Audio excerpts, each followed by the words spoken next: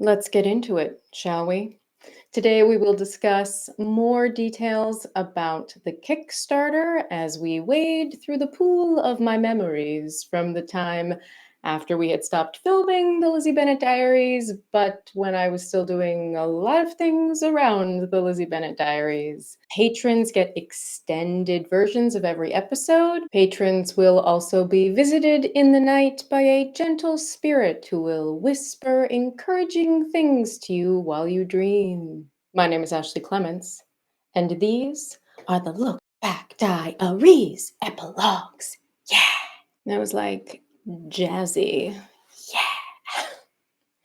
Okay, so today we're going to discuss all the money that I received from the Kickstarter in 2013. I typically ignore comments that criticize what I'm doing, but someone did mention that they found it confusing that I was splitting things up and going linearly and that I should cover one topic at a time. And you know what? You can share my memories however you like.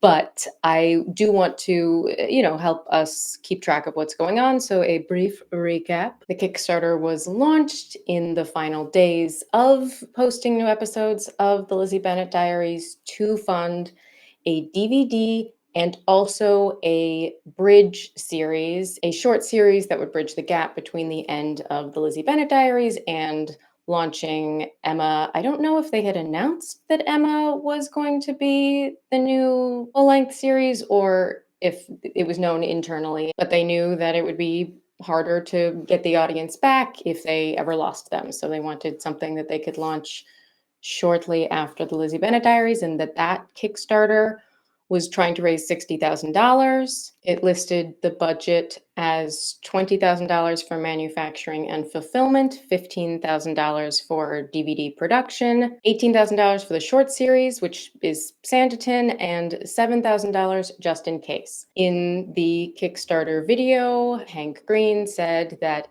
any extra money that was raised would go to compensate the cast and crew for doing all the work on the Lizzie Bennet Diaries, for which they were very underpaid. And then the Kickstarter raised $462,000. That's the, public number, but we know that Kickstarter fees take about 10%. We are still talking about over $400,000. My very subtle reactions to being reminded of that clued you all in that that is not what happened, that the cast and crew did not, in fact, receive all of or most of the extra funds raised. But despite giving the end away a bit, I am endeavoring to take you a little bit on the journey that we went through with this giant pile of money showing up and not knowing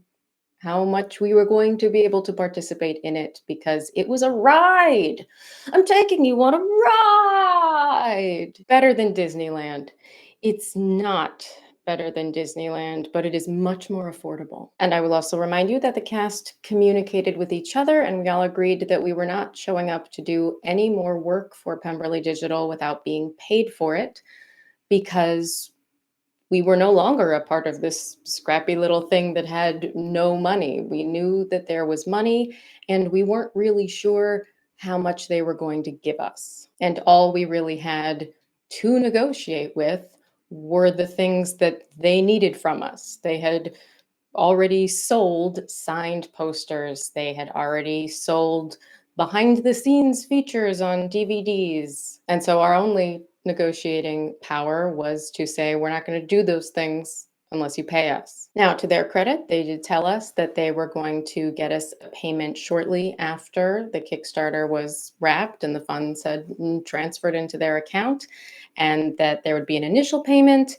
and that then they would, make all the things they had to make. And once the budgets for that were finalized and they knew how much money was left over, that there would be a second payment that we would get when everything was done. At the end of May, which was a little over a month since the Kickstarter had ended, we got an email from our producer, Jenny Powell, letting us know that the first wave of checks had been mailed, and that first wave of checks was based on what we had made during the entire life of the Lizzie Bennet Diaries. Whatever we had been paid for the year plus that we were working on the show was the amount of our bonus, basically doubling what we had made thus far on the show. I have already discussed that I made $7,200 during the year of the Lizzie Bennet Diaries. I actually, so sorry, was wrong. I forgot that I received $125 for shooting 2 episodes on 2 different days at VidCon, which I otherwise attended for free, which means that my total was $7,325, and they rounded up to the nearest 50 for everyone. So my bonus check was $7,350, $7,350, which was a very nice check to get. Like, I'm not complaining that like a $7,000 check showed up. That was really fun. It was an enjoyable day to open. That meant that we shot the first episodes in February of 2012.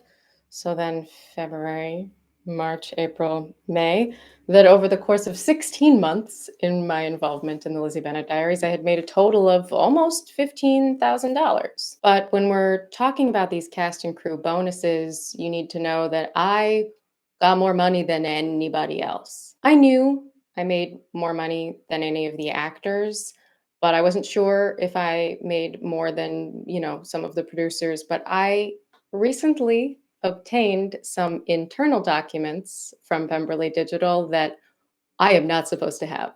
They definitely did not want me to see them, which means I now have all the internal reporting, and it includes everyone's bonus, which means I know what they made over the course of the year. And this also included spinoffs. And we really were a scrappy little show with no money. But we're talking about bonuses that were meant to, at least in part, make up for how underpaid people were. But if you base that bonus on the underpaid amount, then you can't really right or wrong with two lefts. That was a good metaphor and it made sense. And I really did not realize how underpaid some people were. My bonus check is the second highest bonus check that anyone received in the entire cast and crew. Only Bernie got more, and he got about double. He got $14,000. Then I am next at $7,350, and then I'm not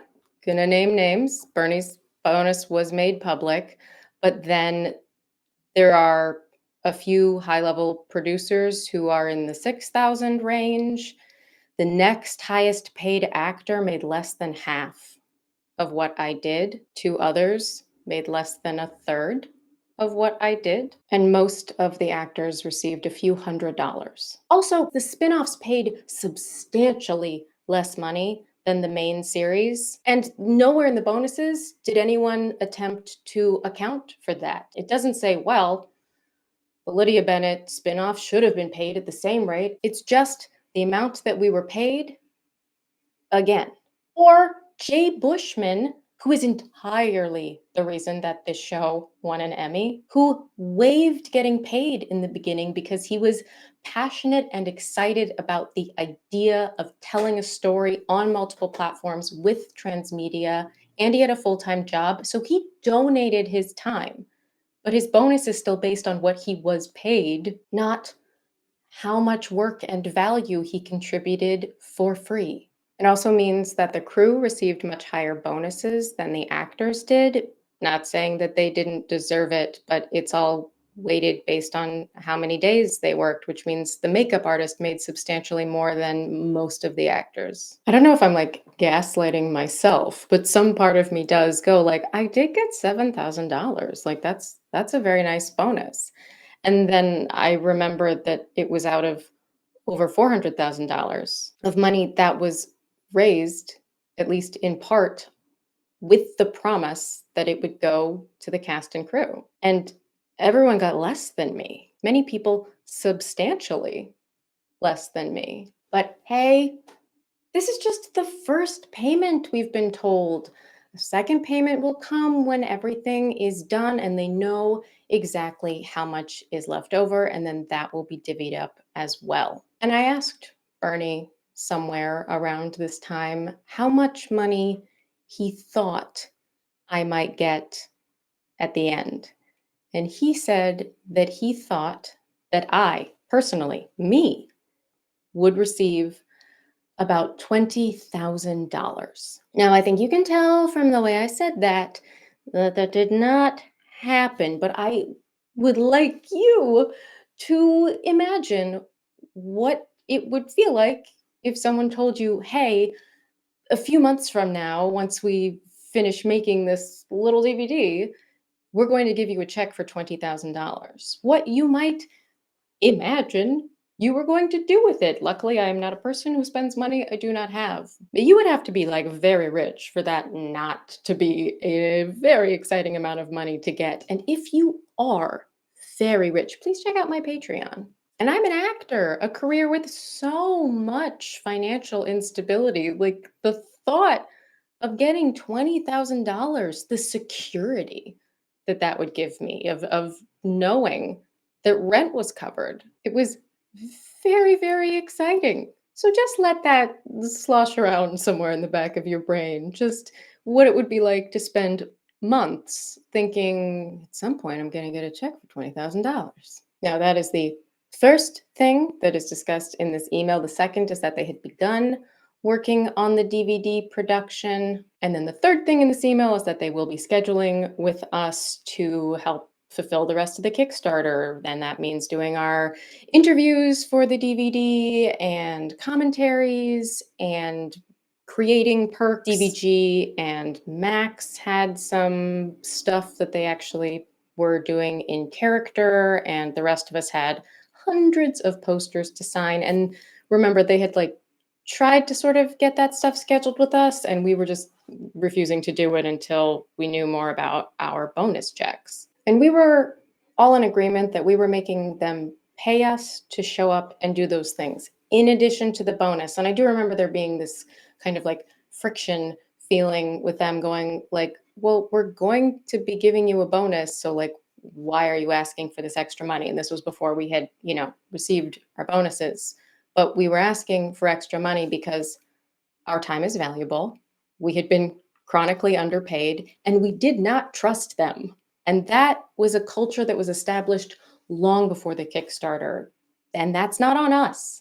The fact that we all collectively did not trust leadership to take care of us was because we had experienced things. And I'm so glad we made them pay us to show up and do that work. It took a lot of our time, and it's not even entirely about time, right? People wanted signed posters because our names, our hands, our humanity that had been utilized to create these characters in this story, that meant something to people, and it has value. And it means that we all got some more money out of the Kickstarter pot while there was still money left in it. And I, again, the highest paid actor, got almost $2,000 to create that additional value. I got $1,000 for my interview and commentary day, and I was paid per item signed. So that ended up being $948 to do the signing. And because I can see what everyone else was paid for their behind the scenes interviews and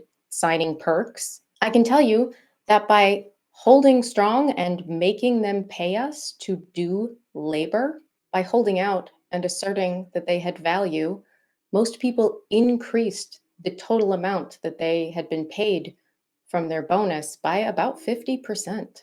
And the final thing in this email is letting us know that union residuals would be coming soon, that WGA and SAG residuals, as required by the union contracts that we were working under to create the show for the transfer to DVD, would be calculated and coming. It does also say that from preliminary estimates, it will not be a very significant number compared to the bonuses. And just keep that knowledge back here. Continue to just put into your mind pocket the SAG residuals as required by the union contracts that they absolutely knew they owed. I think I'm spoiling the outcome of this, but it's still going to be fun. I promise. It's still going to be real juicy when we get to that. But that's going to take a surprising amount of time because that took a surprising amount of time. But just stick stick it in your mind pocket. It's like the back of your head is the back of jeans, and there's just slip it into that pocket like snugly against your head. But this is what happens when we let me talk off the cuff. And the final thing that this email says is that we should get our second bonus once they've finished fulfilling all the Kickstarter perks and DVDs, which they expect to be late July, August, which should give a hearty laugh to anyone who backed the Kickstarter because they know that it took a very long time for the DVDs to actually reach people. And look, I do acknowledge that they bit off way more than they could chew. They were completely out of their depth. There's a lot of incompetence that happened here. I think Bernie genuinely thought that there was going to be such a large pot left over that I would get $20,000. Oh, and I didn't total that all up for you. The total that I received from the Kickstarter in 2013 was $9,298. But it remains true that the next highest paid actor, all in, got less than half of that, and the numbers only go down from there, such that some people with all the money combined are still looking at a few $100s. I wish I had like some nice things to add to this one. I would love to tell you more about like making the behind the scenes content, but I don't remember doing it. Like, I can only picture photos that I took that day. I can picture photos of me doing my interview, and I can picture photos of me doing commentary with like the headphones, but I can't picture the part that would have been coming out of my eyeballs. So I have clearly no memory of doing that. I do remember our signing day. They called it like a signing party, in as much as we all got together in the DECA offices. All of this stuff happened in the DECA offices. They had moved since we had shot Collins and Pemberley locations there. So now they were somewhere else in Santa Monica with terrible parking. And these things all happened on weekends, different weekends when the offices were otherwise empty and there was space that they were allowed to set up in. So we were all, hanging around the conference room. I think there was food. It may have just been us raiding the company kitchen and taking snacks, but we were hanging out with each other again, and we liked each other. The cast liked each other. And so it was a fun day, other than the fact that signing so many things, it does get tiring. There's always a few where my hand just like doesn't do the thing it's supposed to do, or I overthink it. I don't know. And something comes out that is absolutely not my signature. And if you got one of those posters, congrats. That's more rare. But it was just, like a line of posters and people. And, some people couldn't make it and signed them on other days. But there were many different kinds of posters. There were script pages. There were hundreds of things to sign. It was like being at a convention with no fans. And that's what I'll talk about next time. Some happier things. I'll take you through the summer. We've got VidCon and LeakyCon. We've still got the Emmys to cover. The book is coming up. I was very surprised to learn, going back through all of my emails, that I actually recorded the audiobook and filmed the bonus episodes before I knew what my final bonus check from the Kickstarter was going to be, because that was June of 2014. So many lovely, happier things to come, and we will end with the perpetual joy machine that is fan art. We love fan art. Oh, I love this one. It's another one of the three sisters. She did a good job with like the slight variations in our hair colors. It's cute. This was also, just a big trend at the time, but we were My Little Ponies, and that was fun. Oh, I love this one. I love this one so much. Look at the three Bennett sisters being so cute. We got rosy cheeks, we got rosy knees. We're just, we're sisters. Sisters. Do do do do do do sisters. It's Irving Berlin. Okay. Oh, and then these two. We're still rosy, but we're less happy. But I like that we're holding hands and frowning. Like, at what point in our relationship is this? Maybe this is our awkward dance, like moment before Mona. It's cute. It's cute. This one says Lizzie and Charlotte. That's cute. I remember this dress. She got my boots. That's specifically from one of those Collins and Collins episodes. And everyone holds hands in these pictures because everyone is friends. Lizzie and Fitz. Yes, everyone holds hands. It's very cute. More sisters. Cute, cute. I like how they made a little YouTube frame. Lydia. Cute. And more sisters. That's cute. I'm Lizzie Bennett, and should say my name is Lizzie Bennett. Just saying. Just sorry. It's my catchphrase. But yes, we love the fan art.